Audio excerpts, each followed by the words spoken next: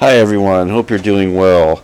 Today I'm going to talk about the final entry in the original run of Planet of the Apes films, which would be Battle for the Planet of the Apes, which was released in June of 1973. This movie was directed by J. Lee Thompson, who had directed the previous entry in the series. This was written by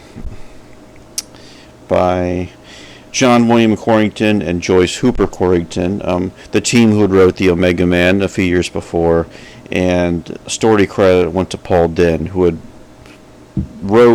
pretty much worked on all the previous films in the series. I know there was some acrimony about the writing of this film, where Dinn claimed that he actually had written most of it and rewritten most of the script, but there was some back and forth between the writers and the conflict over the script of this film, and there were other conflicts with this film too. The director, J. Lee Thompson, was frustrated with the budget that he had to work with for this film. There was, and I think what the thing is, that the time this movie came out, franchise, really, this is one of the first modern franchise films, and you would think the final film in the series would be the big finale, and this is not that in this series, where this is more, this film is almost I'm trying to think of how to describe it, I guess a spiritual conclusion to the series. There's not necessarily no big character arcs or big climaxes that we've come to expect with franchises like this. Of course, Star Wars would come a few years later with 20th Century Fox, and each entry in the Star Wars series would get a bigger budget, a much bigger epic story. But the Ape series went through a different trajectory with how the budget was cut for each new film, and some of the narrative things don't quite hold together, but it's fine for the most part. It's fine. This film was poorly reviewed when it came out. It did okay at the box office, but critics didn't like it. It was compared unfavorably to the previous films, especially the first film. The low budget was an issue as well. Some just found this part dull in the series, and yeah, I can definitely see all that. Just to give a little bit of the premise of this movie. So this movie starts out, they don't really say, but maybe 20 years after Conquest of the Planet of the Apes, where that film ends with the uprising of the apes and the beginning of a possible conflict. Well, we learned in this film there has been a nuclear conflict among the humans, and much of human civilization has been destroyed, as we learned way back in the first film. But we still have remaining humans left who are accepted by the apes, and Caesar is now the leader of the apes, who was born in the Escape from Planet of the Apes, the third film, than the protagonist in the previous film. So Caesar is welcoming to humans in his community. They're trying to start, build rules, and this is more Caesar as like a Moses type figure, something like that. So we also learned about the mutant humans who were introduced in a previous film, and they are, including some characters in the previous film, they are planning a war in the apes, and they do have possession of nuclear weapons. And you also have this internal conflict happening between Caesar and Aldo, who is the guerrilla general who wants to lead a war on the humans, and also doesn't want any humans to be part of ape society. So this movie is really a mix of interesting scenes that are philosophical in nature about peace and reconciliation, and can these two cultures ever learn to coexist with each other, blended with action scenes where we get some combat scene or war scenes, I guess you could say. The title of the movie is Battle for Planet of the Apes.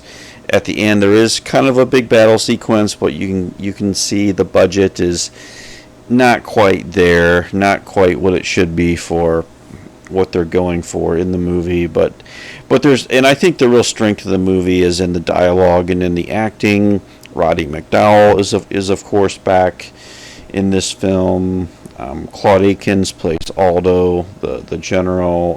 There's Paul Williams, the legendary singer-songwriter, has an acting role as one of Caesar's advisors.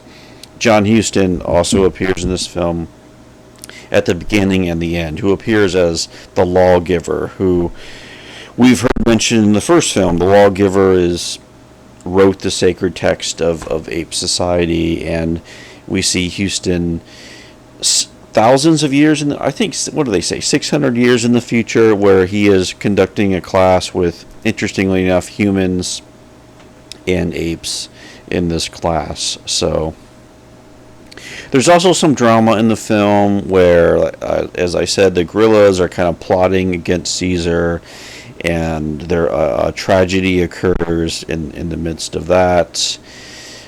But overall, though, Caesar manages to lead the apes. They repulse the attack by the mutants, and that battle is over. And at this point, but Caesar also learns that there's been plotting against him and his son, and he realizes the apes aren't as different from the humans after all. So we end the film with Caesar ready to rebuild and ready to hope for coexistence. At least that's the goal, and that's where we really end on the story. And there's also the idea in the movie that ape shall never kill ape is another theme in this movie, and like laws and rules of how humans and apes should interact, whereas a human can never say the word no in O to an ape, as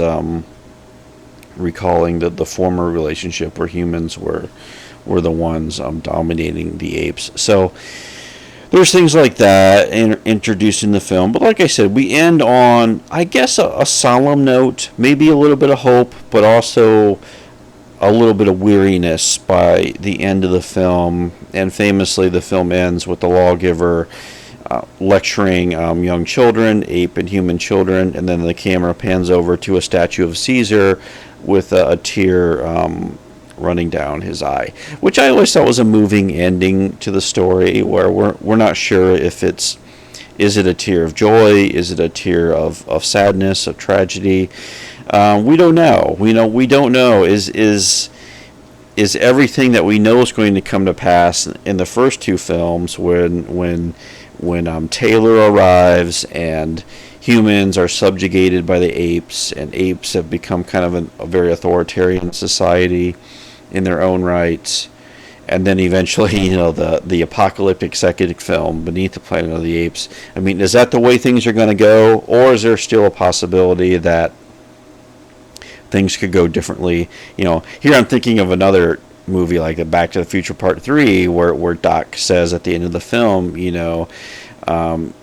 no one's written your future. You have the power to make your own future, so Joel, try to make it a good one. So that's kind of like the note that I leave this entry in the film with this film.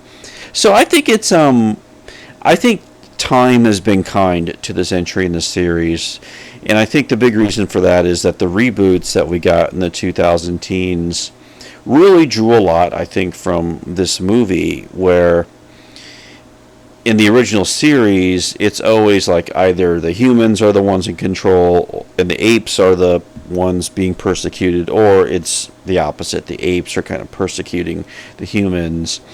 And in this film, we kind of get the two sides trying to learn how to live together. And that's really the big theme in the reboot series.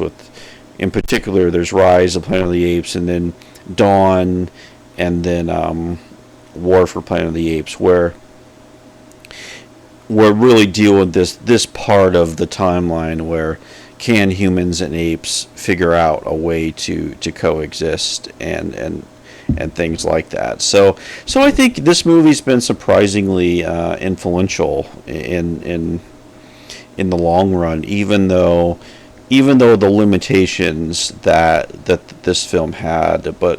And I think that its strong point are the themes that it revisits, and it's more of a meditative film on the themes of the previous four, which I like. Yeah, and then the film that came out last year, Kingdom of the Planet of the Apes, continues that idea of humans and apes trying to figure it out to do it. So I think that this movie had some good ideas. I think with a bigger budget, with maybe the script getting a little bit more refined, there could have been a much better movie that maybe would have been more well received when it came out in 1973. But like I said, time has been kind to this entry in the series. So yeah, and that kind of brings us to the end of this initial run of movies. I think is one of my favorite film series of all time. I think I think they all hold up nicely to this day. So this would not necessarily be the end. However, with this, we would have a TV series that would air, and I believe this in the mid '70s. It only aired for one season. The TV series, which was I think 74 to 75. Checking that here. Yeah. Yep, 1974, 14 episodes. It's been a long time since I've watched those. I know they used to be on syndication, but they're kind of hard to get to these days. Those 14 episodes that aired, and but I do have the cartoon, the animated series, the Saturday morning TV show, Return to the Planet of the Apes.